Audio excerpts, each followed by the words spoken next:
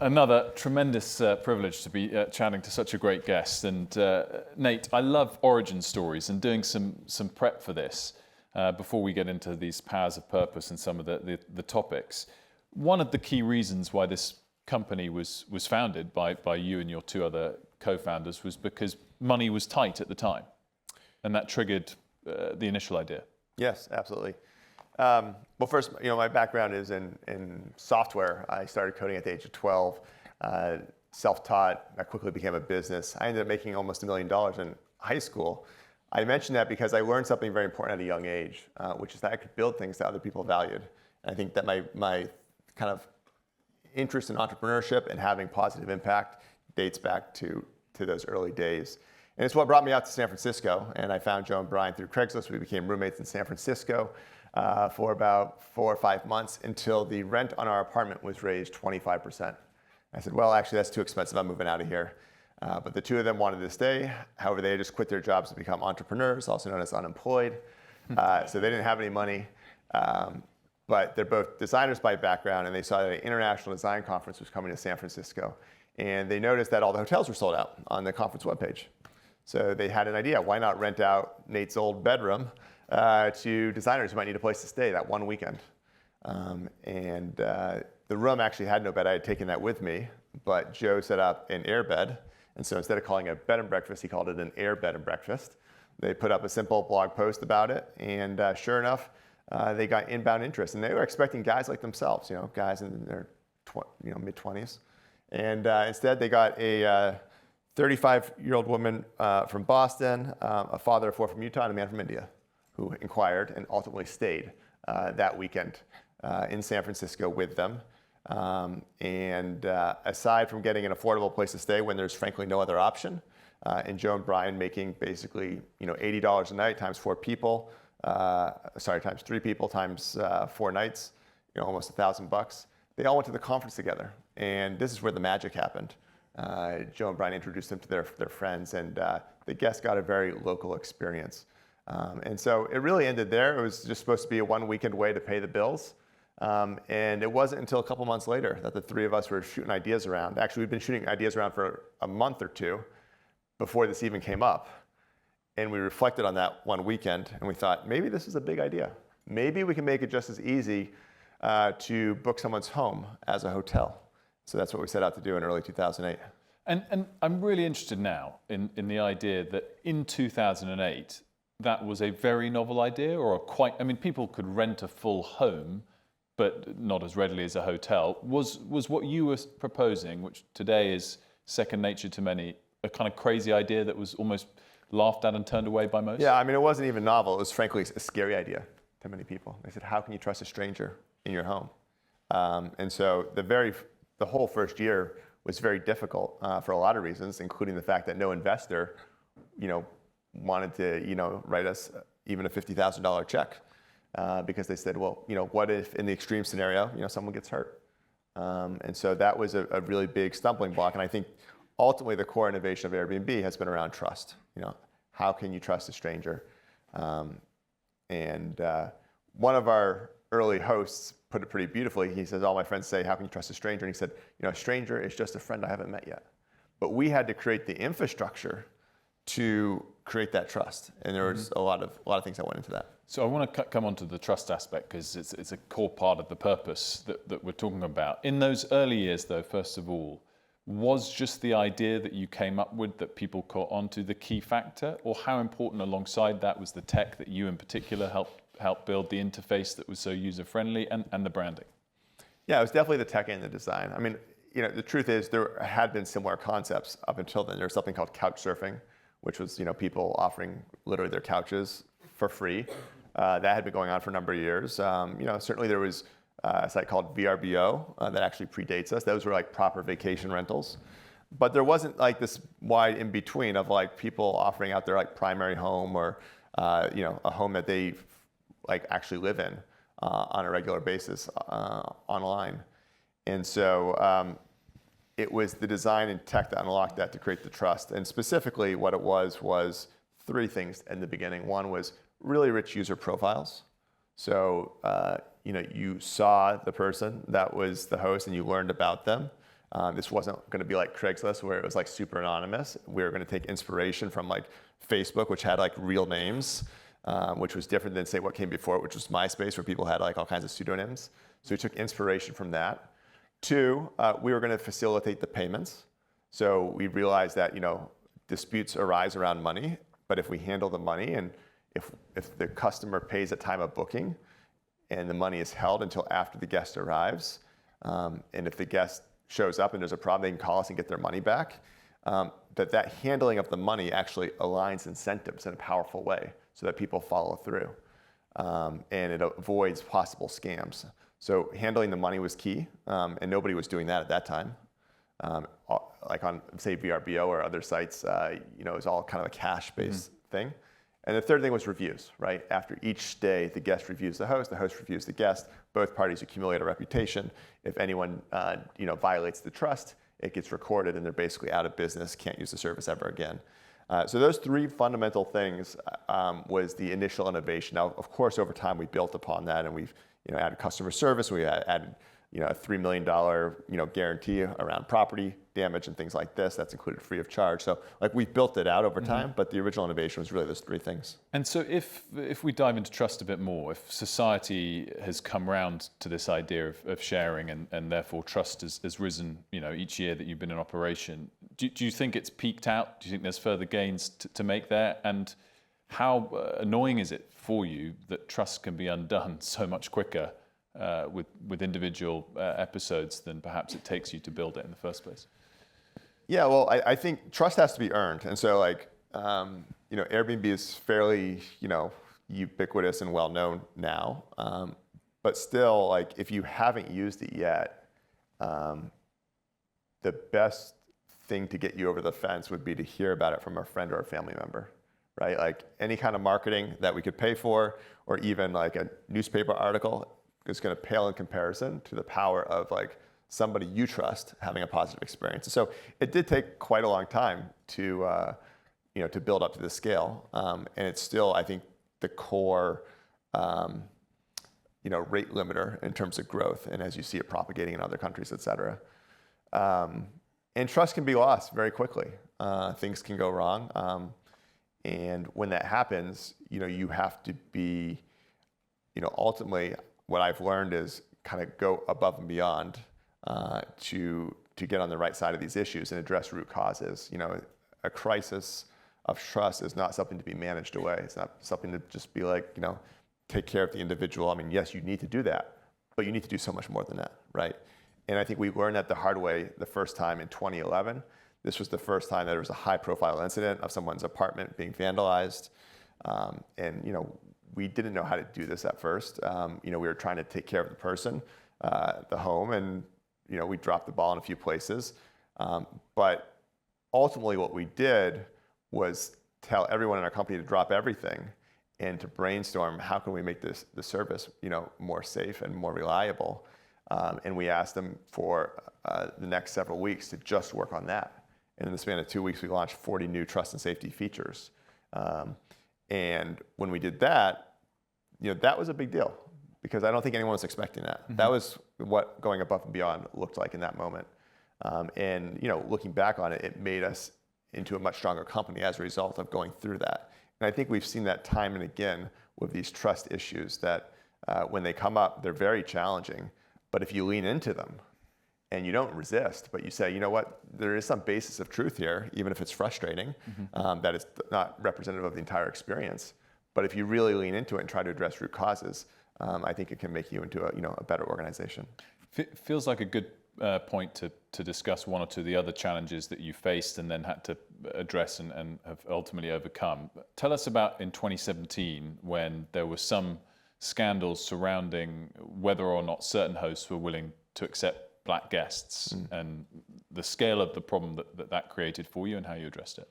Yeah, well, what happened was I think there was first a research paper that was published on this topic indicating that there was discrimination happening on the platform. And I think we weren't really aware of this research, and it was one of many research papers out there. We didn't take it too seriously, I would say. It wasn't really on our radar.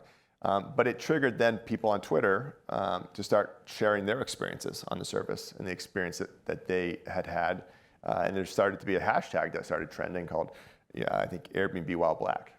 And so then you start seeing all these very personal, like anecdotal stories of, and of course, I believe that these things happened. And we realized, wow, like this is a real problem. And it's still, I think, in this grand scheme of things, not representative of all that Airbnb is, but it is a problem and we have to lean into it. So this is another example where, instead of just trying to take care of like the individual affected parties, it was like, how do we go back to, root causes and turn this into a muscle of working through this? The first thing we did was hire a woman by the name of Laura Murphy, who has a background in kind of civil rights, and she did an audit of our platform and identified the feature areas where we should go deeper into. That was a good start. But the really powerful thing we did more recently, building off that work, was something we call Project Lighthouse. We worked in partnership with an organization called Color of Change. And when doing this kind of stuff, it helps to have partners, by the way, because this was unfamiliar territory to us. And also when you're talking about building trust, you need to work with people of credibility. And in this case, we didn't. So we worked with Color of Change to come up with a process by which we could measure when we launch something, is there some kind of discriminatory impact? Is it impacting some users differently than others, based on, whether it be their gender, their color, their ethnicity, et cetera.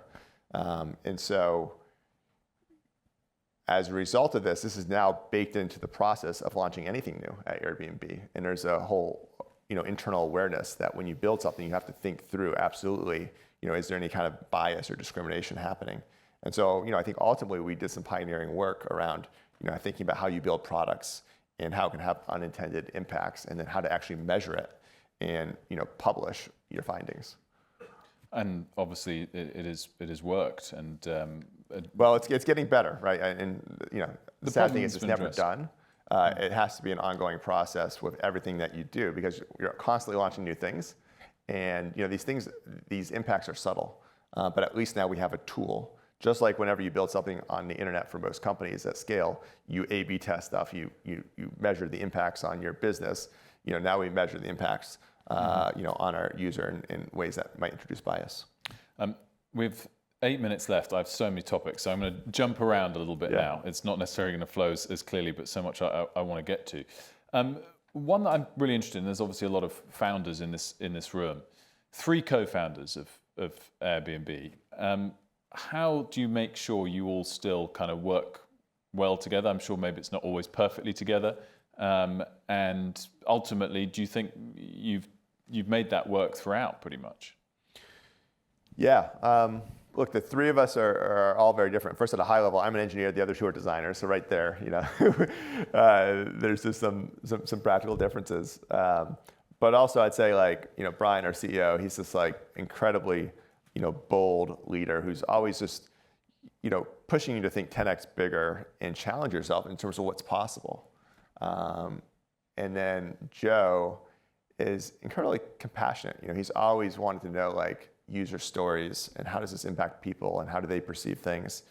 And then I myself, the engineer, at least originally, was always okay, you guys have big ideas, big visions, but if we can't do them, it doesn't, we're never going to get there. So let's break this down into a series of steps so that we can actually make progress and get to where we're going. And that there's a lot of tension. And I certainly felt in the early days that they could dream a lot bigger than I could build, at least fast enough. And so they could just generate these ideas so quickly. But early on, we realized that when we debated our different perspectives and reached compromise, that those solutions that involved an intersection of our ideas were always the best. It wasn't about what I thought or what Brian thought or whatever. We realized that the debate, even if a little painful and time consuming, was worth it. And so I think we developed early on a respect for one another's differences. And I'll tell you, even until today, we see differently on a lot of things in terms of how to go around solving a problem and how to sequence work. But we have the respect for one another to hear each other out and ultimately strive for compromise.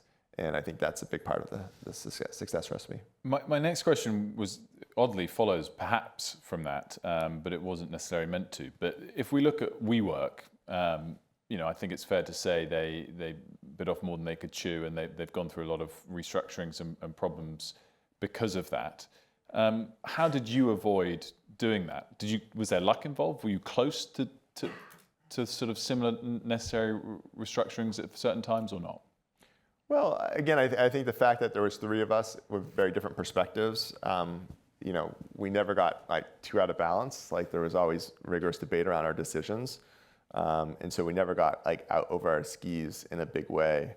I will say, kind of leading up to the pandemic, having gone through a decade of good times, that I think led to some lack of discipline. And I think almost every tech company I know of kind of went through this during this period where you're able to raise money at high valuations, private company, and when money is not a constraint, and you have thousands of employees that come up with a long list of good ideas and goals they want to hit, and every year they ask for double the money or a lot more resources. It's very easy to just say yes, yes, yes. Saying no is hard unless you truly have to say no. Mm-hmm. And so the pandemic introduced a lot of austerity for a period of time, and even coming out of the pandemic, we've been much more disciplined in terms of growing headcount, only by single-digit % each year. So I think we learned a pretty big lesson during the pandemic. And how close were you to going bust during the pandemic? Was that a genuine threat? It was a real concern. We lost 80% of our revenue over the span of 8 weeks at the start of the pandemic because people just stopped traveling. And yet the expenses did not stop coming in. We had 7,500 employees. We had dozens of offices all over the world. So the expenses were pouring in, revenue had stopped. And the worst thing was you didn't know how long this was going to go on for, right? And so you don't know how much you need to budget for in the bank account. And so we immediately needed to go raise money, but we're now in a distressed state, so it's very hard to go raise money. And so that was the challenge. We raised the money.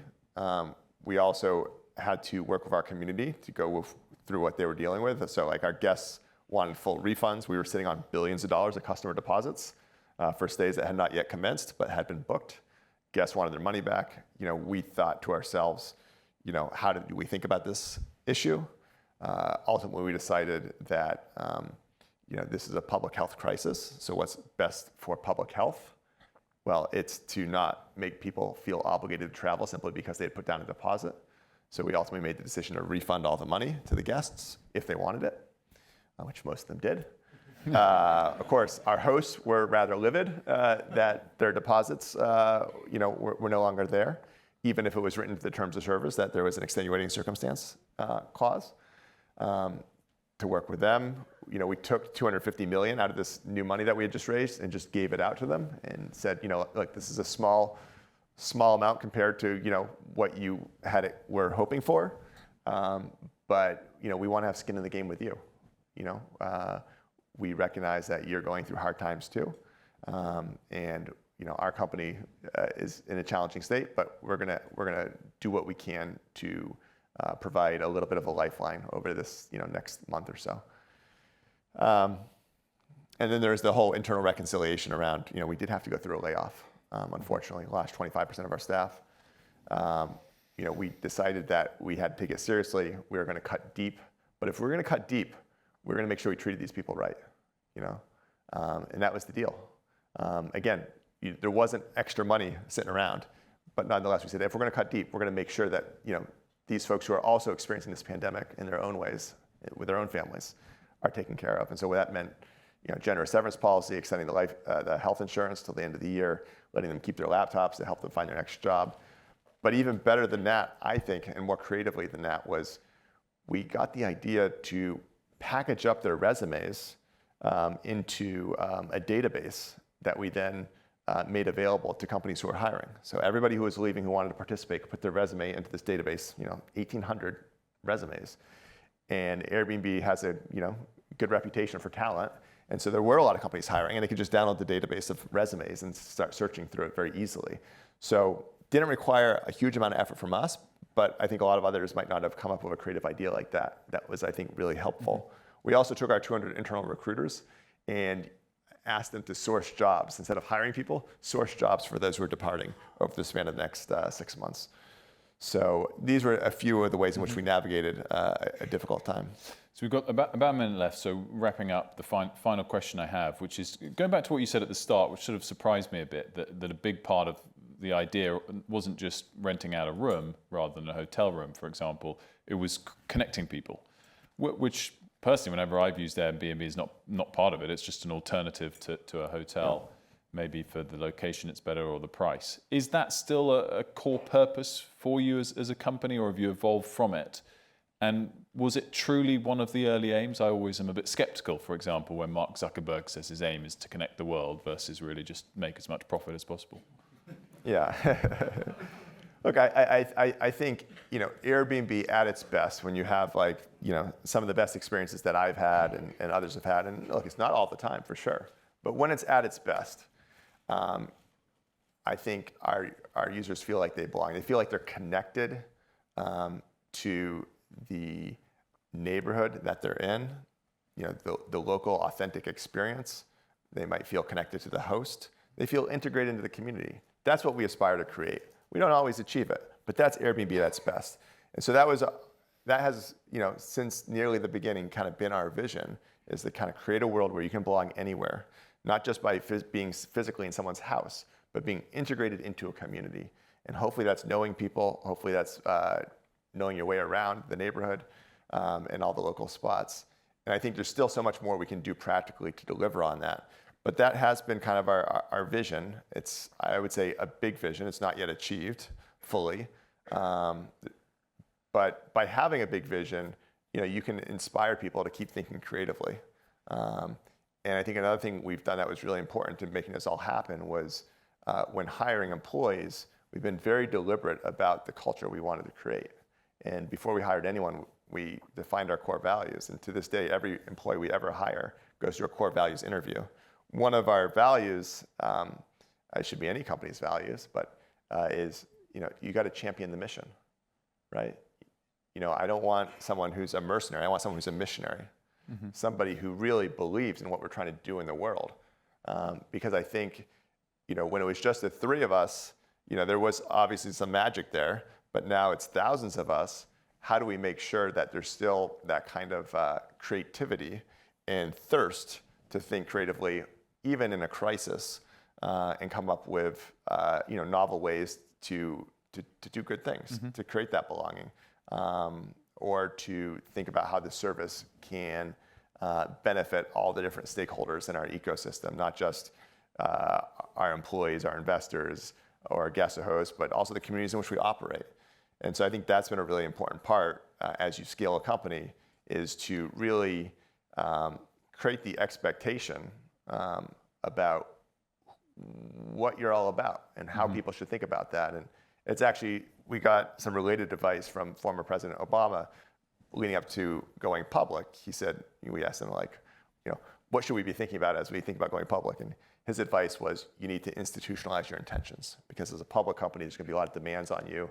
Obviously you have a fiduciary duty, like was said before, but the more you can broadcast up front what kind of company you're trying to be and tell that to your investors, tell that to your employees, then the right people will hopefully self-select in, mm-hmm. And you're more likely to achieve that outcome, be that kind of company. Well, thank you for broadcasting that to all of us today. And it was a great little name drop of President Obama at the end there as well. And I'm sure everyone will want to join me in thanking Nate for an outstanding mission statement. Thank you. Thank you. Thanks so much, Nate. Thank you. Thanks so much, Will.